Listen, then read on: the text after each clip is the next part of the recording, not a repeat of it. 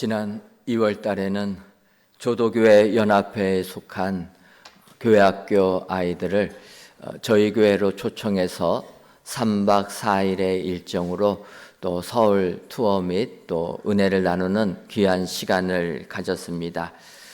저희 교회가 이렇게 조도에 있는 교회학교 아이들을 초청해서 이런 프로그램을 진행하게 된 이유는 저희가 처음 조도에 내려가서 교회학교 사역을 할 때 이 아이들한테 물어보니까 이 아이들은 서울 구경을 한 번도 못했다라는 것입니다.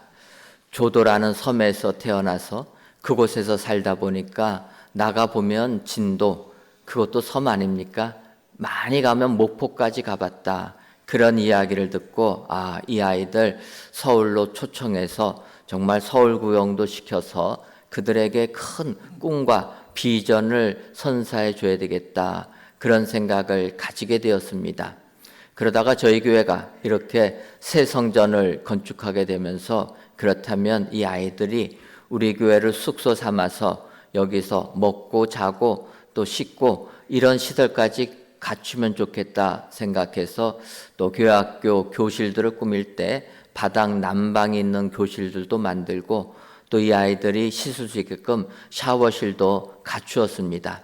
그래서 이제 이 아이들을 우리가 입당하면서 초청하려고 하니까 코로나19로 올 수가 없었습니다. 그러다가 이번에 처음으로 이제 드디어 원하던 대로 이 아이들을 초청할 수가 있었습니다. 그래서 2월에 이 프로그램을 진행하기 위해서 조도 아이들 이제 서울 구경 시켜주겠다 해가지고 신청을 하라고 하니까 또 신청하는 친구들도 있고 여러 가지 걱정 때문에 못한 친구들도 있었습니다. 어찌됐든 이렇게 신청해서 20여 명이 저희 교회에 와가지고 또 이렇게 귀한 시간을 보내게 되었습니다. 사실은 저희가 월요일부터 수요일까지만 하는 2박 3일 계획으로 이 프로그램을 진행했는데 일기가 월요일 날 배가 움직이지 못할 수가 있다.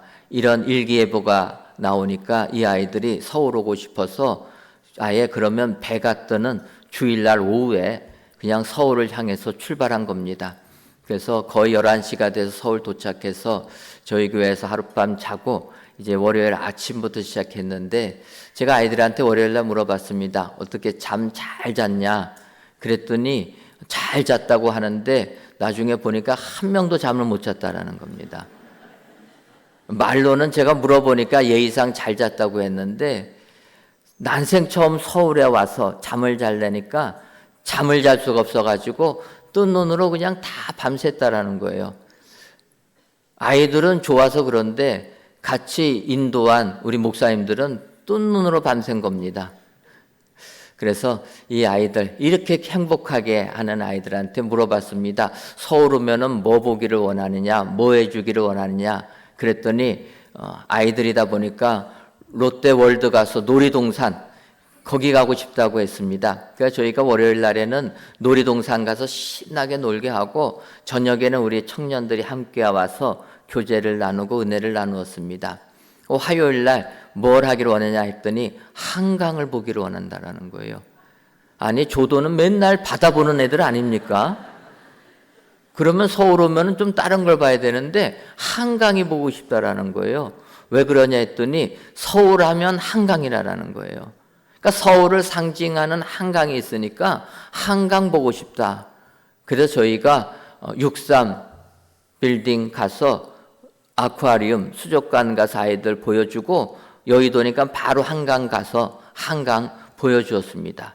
그리고 밤에는 예수전도단에 가가지고 또 은혜를 나누고 이제 수요일 날 이 아이들이 조도로 돌아가게 되었습니다. 이 아이들이 이렇게 귀하고 즐거운 시간을 보내다 보니까 조도에 남아있는 친구들한테 전화 걸고 현지 상황을 다 실시간 중계하는 겁니다. 요즘엔 영상통화 되지 않습니까? 지금 이렇게 행복하게 즐겁게 시간 보내고 있다 해가지고 조도에 있는 아이들한테 전화를 하니까 이 아이들이 같이 못한 것을 너무나 후회를 하고 그리고 내년에는 꼭 가겠다. 그 조도에 있는 아이들이 그랬다라는 거예요. 사실 저희는 오래 초청하고 그러지 않습니까? 서울 구경 한 번 하면 됐지. 그래서 오래 하고 끝나려고 했더니 오지 않은 학생들이 내년에는 자기들이 꼭 오겠다라는 거예요. 그래서 갑자기 수정을 해서 내년에도 해야 되겠다. 그렇게 생각을 했습니다. 이 아이들이 정말 서울 땅 처음 밟아보고 그래서 서울을 상징하는 그러한 곳들을 보면서 그들이 참으로 행복한 시간 보낼 줄 믿습니다. 이들이 바라본 것들은 바꿔 말하면 서울을 상징하는 것이라 시그니처라는 거예요. 시그니처를 다르게 말하면 사인입니다. 표시입니다. 그래서 오늘 말씀을 보면서 이런 생각을 하게 된 것입니다. 오늘 본문은 누가복음 11장 29절과 30절에서 예수님께서 그렇게 말씀하십니다. 무리가 모였을 때 예수께서 말씀하시되 이 세대는 악한 세대라 표적을 구하되 요나의 표적밖에는 보일 표적이 없나니 요나가 니느웨 사람들에게 표적이 된 것 같이 인자도 이 세대에 그러하리라. 예수님께서 그렇게 말씀하십니다. 표적을 구하되 요나의 표적밖에는 내가 보여줄 표적이 없다. 주님이 이렇게 말씀하시는데 사실은 예수님께서 이 땅에 오셔서 많은 기사와 표적을 보여주셨습니다. 누가복음에도 그 앞부분을 보게 되면 예수님 과부의 아들을 살려주셨습니다. 또 바다가 풍랑이 일 때 그 풍랑을 말씀으로 잔잔케 하신 주님이시라는 것입니다. 여러분, 죽은 과부의 아들을 살리셨다.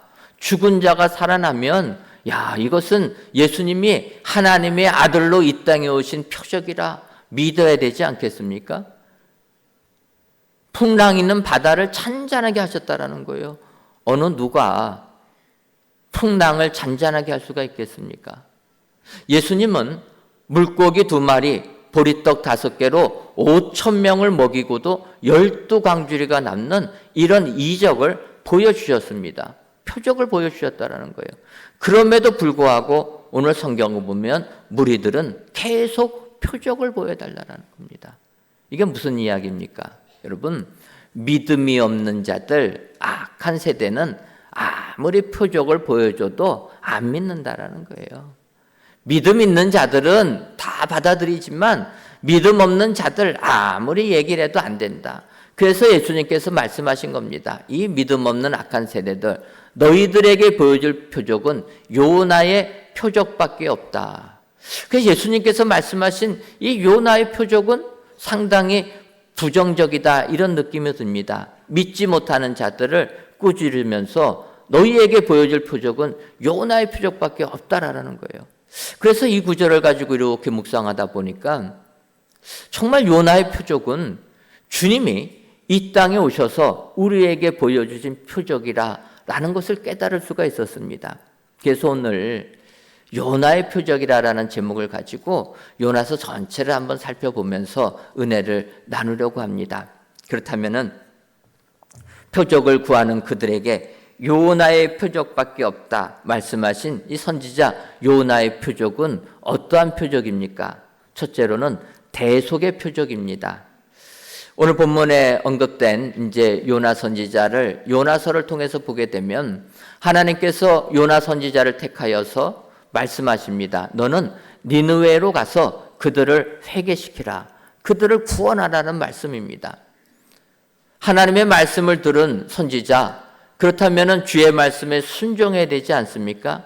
그런데 요나는 하나님의 이 말씀이 내 생각과 다르다 해가지고 불순종했다라는 거예요. 이것은 우리의 지금의 모습과도 비슷합니다.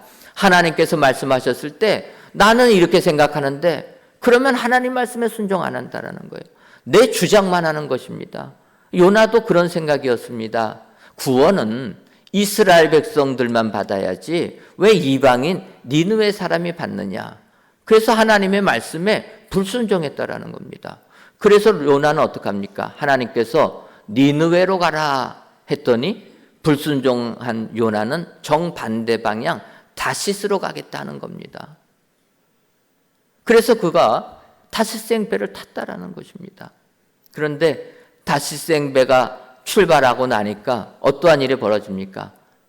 큰 풍랑을 만나게 되었다라는 것입니다. 그래서 벳사람들이 이 풍랑을 벗어나려고 아무리 노력해도 풍랑이 벗어나지가 않는 겁니다. 그런데 요나는 보니까 배 밑에서 잠자고 있습니다. 그래서 그 사람들이 깨웁니다. 우리가 이렇게 고생하는데 너 왜 잠자고 있냐 해갖고 요나가 보니까 이거는 나로 인해서 생긴 풍랑이다. 그래가지고 요나서 1장 12절을 보면 그가 대답하되 나를 들어 바다에 던지라. 그리하면 바다가 너희를 위하여 잔잔하리라.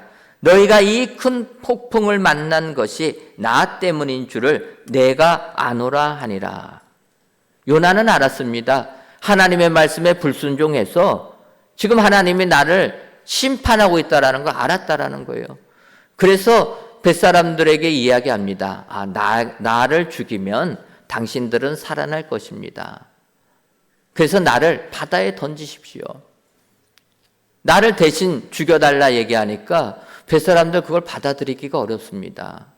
어떻게 자기 살겠다고 남을 죽일 수가 있겠습니까? 그래서 벳사람들이 요나가 이렇게 얘기해도 요나의 말을 듣지 않고 어떠하든지 이 풍랑을 벗어나려고 노력을 했지만 불가능합니다. 그래서 결국은 어떻게 되냐? 요나서 1장 15절을 보면 요나를 들어 바다에 던짐에 바다가 뛰노는 것이 곧 그친지라. 요나를 어쩔 수 없이 던지게 됩니다. 그리고 났더니 바다가 그쳤다라는 것입니다. 이 부분을 보게 되면 요나는 벳사람들을 구원하기 위하여 자기를 희생했다라는 것입니다. 이것이 대속 아닙니까? 예수님께서 죽을 수밖에 없는 우리들을 구원하기 위하여 하늘 보좌 버리시고 인간을 입으신 것도 감사한데 십자가의 죽음까지 당하셨다라는 것입니다. 예수님이 돌아가심으로 우리가 생명을 얻게 되었다. 이것이 대속의 은혜인데 요나를 보면 이 대속의 표적을 우리가 발견하게 된다라는 것입니다. 그래서 예수님께서 요나의 표적을 말씀하실 때 당신의 죽으심, 대속의 은혜를 이야기하셨다. 이것이 우리에게 은혜가 되는 줄 믿습니다. 세상을 보면 많은 존경할 사람들이 많이 있습니다. 여러 분야에서 최선을 다하는 그분들, 존경할 사람들이 많은데 저는 그 중에서도 우리가 존경할 사람은 소방대원이 아닐까 이런 생각을 해보았습니다. 왜냐하면 이 소방대원이라는 사람들은 불난 사람들, 그 사람들 구원하기 위하여 불 속으로 들어가는 사람이라는 겁니다. 자기가 어떻게 될지 자기 몸 희생해 가면서 불 속에 있는 사람 구원하기 위해 들어가는 그런 사람. 이런 사람들은 정말 우리가 존중해 줘야 하고 이 사람들을 높여줘야 되겠다 이런 생각을 하게 됩니다. 자기 목숨과 맞바꿔서 남의 생명을 구원해 주는 사람, 진정으로 복된 사람이라 이런 생각합니다. 오래전 얘기지만 2001년에 홍제동에서 큰 화재가 벌어졌습니다. 주택단지에서 불이 나게 되니까 소방대원들이 그 불을 끄겠다고 이제 그 집에 돌아가서 진압을 시도합니다.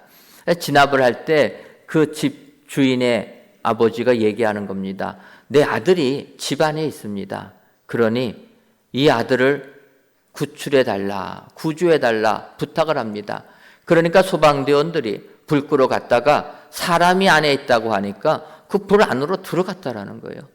들어가서 살펴보는데 아들이 없습니다. 그래서 그냥 소방대원들이 나옵니다.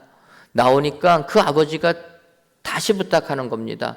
분명히 내 아들이 이 안에 있습니다. 그러니 한 번 봤다고 포기하지 마시고 내 아들을 건져달라.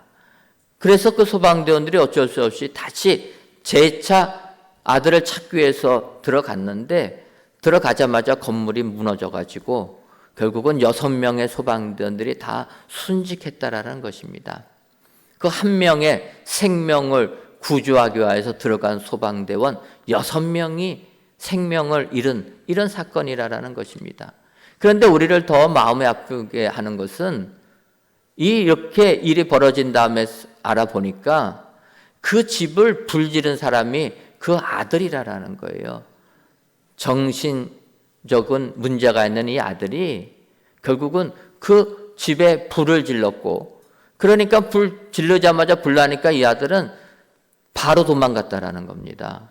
근데 아버지는 그것을 모르고 이 정신적인 문제 있는 아들이 집 안에 있는 줄 알고 소방대원들한테 계속 부탁했다가 결국은 소방대원 6명이 사망하는 이런 안타까운 일이 생겼다라는 것입니다. 그러고 보면 이 땅에서도 그렇게 남을 구하기 위하여 자기의 생명을 주는 사람들이 있다라는 것입니다. 그런데 우리 예수님은 온 인류를 구원하기 위하여 십자가의 죽음을 당하셨다라는 것입니다. 어린 양처럼 우리 예수님 십자가의 죽음을 당하시고 그 피를 믿는 우리들에게 생명의 은혜를 주신 줄 믿습니다. 이것이 바로 요나 선지자를 보면 그도 똑같이 대속의 표적을 보여주었다. 여러분, 오늘도 요나의 표적을 기억하시면서 예수님의 대속의 표적을 기억하시고 그 예수님 감사를 드리시는 은혜의 모든 성도님들 되시기를 주님의 이름으로 축원합니다. 다음으로 요나의 표적은 죽으심과 부활하심의 표적입니다. 이렇게 배에 탄 사람들이 그 배에 탄 사람들을 구원하기 위해서 요나는 바다에 던져지게 됩니다. 그때 요나서 1장 17절에 보면 여호와께서 이미 큰 물고기를 예비하사 요나를 삼키게 하셨으므로 요나가 밤낮 3일을 물고기 뱃속에 있느니라. 이렇게 이야기합니다. 요나 그 뱃사람들 구원하기 위하여 자기가 바다에 던져지는 이것을 택했는데 오늘 성경을 보니까 벌써 여호와께서 이미 큰 물고기를 예비하셔서 요나를 삼키게 했다라는 것입니다. 바꿔 말하면 요나는 물에 빠져 죽을 수밖에 없었지만 하나님께서 물고기가 삼키게 만들어서 그는 죽음을 경험하고는 있지만 생명을 잃어버리지는 않았다라는 것입니다. 요나는 물고기 뱃속에서 얼마나 죽음과 씨름하고 있지 않았겠습니까?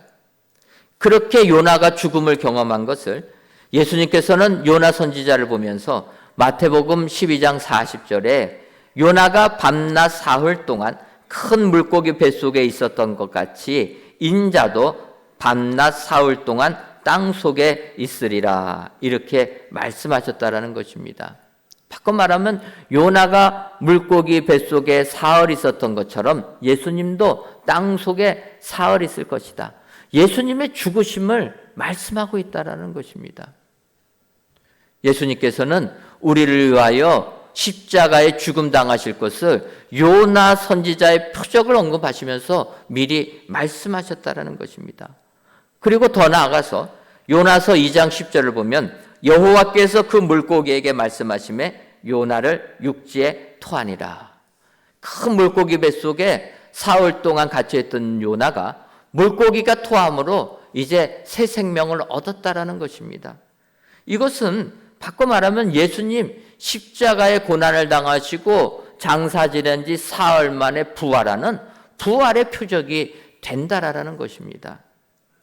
그래서 우리는 예수님께서 요나의 표적을 보면서 우리에게 알려주시는 것은 예수님의 죽으심과 부활하심의 표적을 알려주신다라는 것입니다. 그래서 우리가 이 표적을 믿는다면 세상 삶이 아무리 힘들고 어려워도 우리는 살아나게 될 줄 믿습니다. 내 사업이 무너지고 내 육체가 병들어도 예수님이 죽으셨다 사흘 만에 부활하신 것처럼 우리에게 새 생명이 넘치게 될 줄 믿습니다. 여러분, 그것은 우리 교회도 마찬가지 아닙니까? 우리 교회가 그 오랜 기간 동안 아픔을 겪을 때 마지막에는 우리 교회 상황이 어떠했습니까? 우리 모두가 죽음을 경험하는 상황을 맞닥뜨렸다는 것입니다. 절망 가운데 우리가 무너져 내려갈 때 그럼에도 불구하고 교회를 살리시겠다고 장로님들이 상대방과 대화하지 않습니까? 그래서 우리 교회가 그런 협상을 통해서 은혜광성교회로 출발하게 되었다는 겁니다. 죽음을 맛보는 순간에도 부활의 희망이 우리에게 임했다라는 것입니다. 한 가지 안타까운 것은 이렇게 우리 교인들에게 부활의 희망을 주었던 장로님 한 분이 지금 암에 걸려서 투병 생활하고 계십니다. 암 수술을 하셨는데 암이 조금 전이가 돼서 다시 항암 치료를 들어갔습니다. 저는 오늘 말씀을 준비하면서 우리 성도들에게 부활의 희망을 주신 장로님, 하나님께서 기억하시고 치료해 주실 줄 믿습니다. 깨끗이 낫게 해 주실 줄 믿습니다. 지금 장로님 육신이 힘들어서 죽음을 경험하지만 하나님께서 깨끗이 고쳐주셔서 새 생명의 축복 내려주실 줄 믿습니다. 하나님께서는 우리에게 이와 같이 표적을 보여주신다라는 것입니다. 죽음과 부활의 다시 살아남의 표적, 이것이 요나 선지자를 보면서 우리가 깨달아야 될 표적이 되는 줄 믿습니다. 예수님께서 우리를 위하여 십자가의 죽음을 당하시고 사흘 만에 부활하셔서 우리에게 영생의 축복을 주셨다는 것, 요나 선지자를 보면서 이 예수님께 감사하시는 저와 여러분들 되시기를 주님의 이름으로 축원합니다. 마지막으로 요나의 표적은 구원의 표적입니다. 이렇게 큰 물고기 뱃속에서 이제 토함받은 요나, 하나님의 말씀에 순종하기 싫어서 니느웨의 정반대표 되는 다시스로 배를 타고 출발했는데 결국 큰 물고기가 토해낸 곳은 니느웨에 가까운 곳이었다는 것입니다. 여러분, 우리가 믿음 생활할 때 이런 것이 많이 있습니다. 내 생각대로 내 계획대로 하는데 어떨 때는 하나님의 말씀과 반대로 갈 때도 있다라는 거예요. 근데 여러분, 우리가 아무리 내 생각과 내 뜻대로 해도 하나님의 뜻은 하나님의 뜻대로 이루어지는 줄 믿습니다. 요나가 자기 생각 가지고 가봤자 결국 어려움을 겪게 되었고 죽음의 경험을 한 다음에 다시 살아나서 토해진 곳은 니느웨 쪽이라는 거예요. 그래서 그가 토해진 다음에 생명을 얻을 때 하나님이 다시 말씀하십니다. 너 니느웨로 가서 그들에게 구원을 선포해라. 이번에는 요나가 하나님의 말씀에 순종할 수밖에 없었습니다. 불순종하니까 죽음의 경험이 있으니까 이제는 순종합니다. 그래서 사흘길 되는 니느웨 걸어가가지고 니느웨에 선포합니다. 하나님이 말씀하시니 너희들 회개하라. 요나가 선포하니까 니느웨에 있는 사람들이 높은 자고 낮은 자고 막론하고 다 회개를 한다는 거예요. 여러분, 회개를 선포할 때, 바꿔 말하면 예수님 믿으라 권할 때 그들이 예수님 믿으면 기뻐해야 되는 것 아닙니까? 이상하네요. 제가 다시 한번 질문하겠습니다. 예수님 믿으라고 할 때 예수님 믿으면 기뻐해야 되는 건 맞지 않습니까? 네, 아멘입니다. 예수님 믿으면 우리가 행복한 것 아닙니까?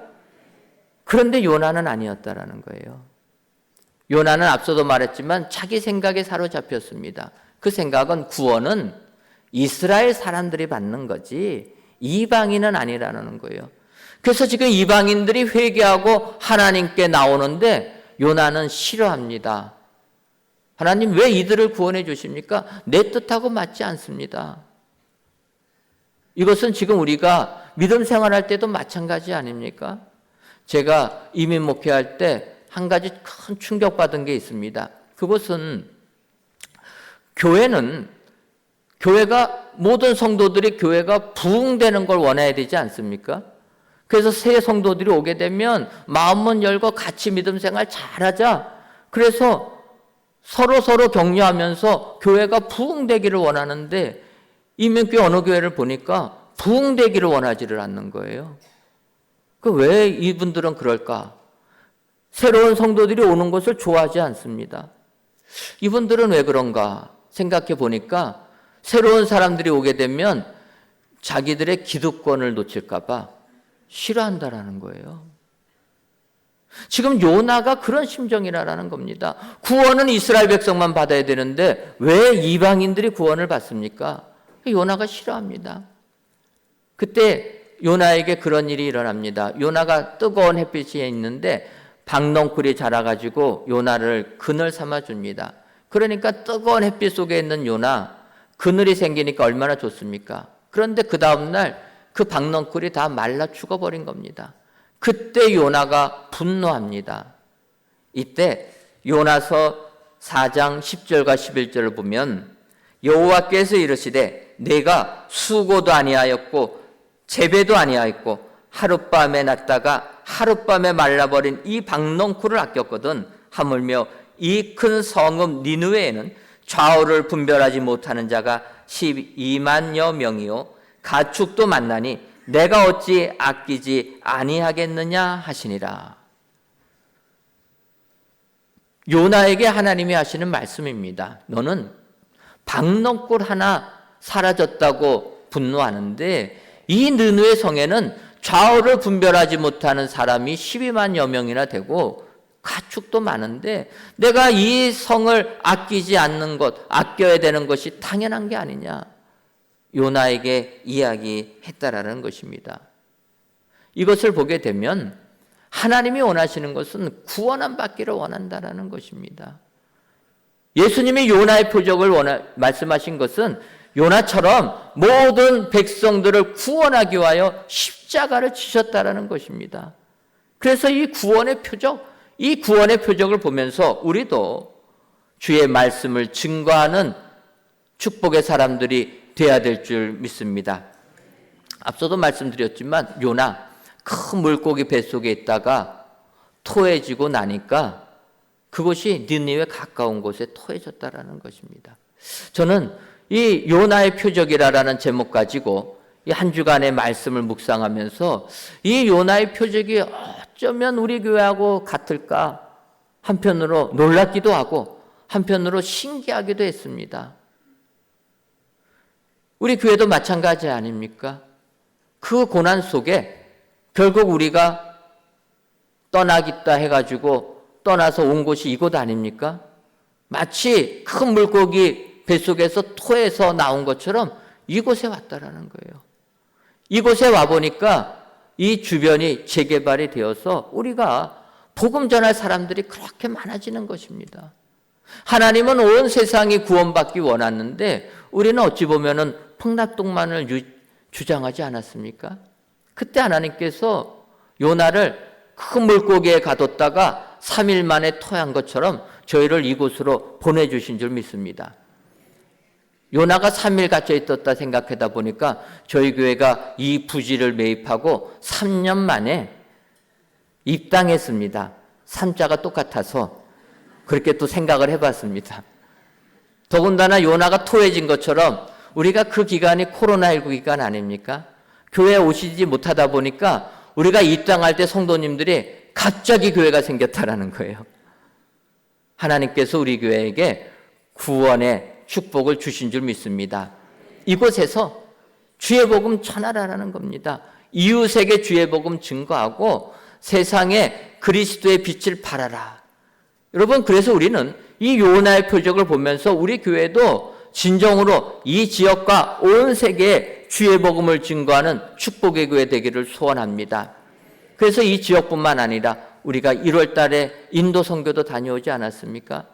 인도 훈련센터 지금 저희가 이제 건축하려고 합니다. 올 8월 달에는 그동안 코로나19로 못 갔던 캄보디아 선교 우리 8월 달에 또 가려고 합니다. 그래서 8월 달에도 우리가 선교해서 주의 복음, 구원의 이 은혜를 온 세상에 증거하는 축복의 교회 되기를 소원합니다. 하나님께서 우리 교회 요나의 표적처럼 우리 교회 힘들고 어렵고 죽음을 경험했지만 부활의 은혜를 통해서 우리 교회 이제는 세상 만방에 주의 복음 증거하는 구원의 표적까지도 되는 교회로 만들어 주실 줄 믿습니다. 오늘 귀한 예배를 드리시는 저와 여러분들이 이 시간 요나의 표적을 묵상하시며 하나님께서 우리 교회에 주신 사명을 생각하시며 주의 복음을 땅끝까지 증거하시는 은혜의 모든 성도님들이 되시기를 주님의 이름으로 축원합니다. 기도하겠습니다. 하나님, 모든 만물이 생동하는 3월을 맞이하여 이 시간 성전에서 또는 각 예배 처소에서 귀한 예배를 드리게 하시니 감사합니다. 이 예배를 기뻐 받아 주옵시고 모든 예배자들 위해 생명의 은혜가 충만하게 하여 주옵소서. 이 시간 요나의 표적이라는 제목으로 말씀을 주시니 고맙고 감사합니다. 바라기는 주님께서 주신 요나의 표적은 대속의 표적, 죽으심과 부활하심의 표적, 구원의 표적임을 알고 우리를 구원하기 위하여 십자가의 죽음을 당하신 예수님께 모든 영광과 존귀와 찬송을 올려드리는 우리 모두가 되게 하여 주옵소서. 예수님의 이름으로 기도하옵나이다. 아멘.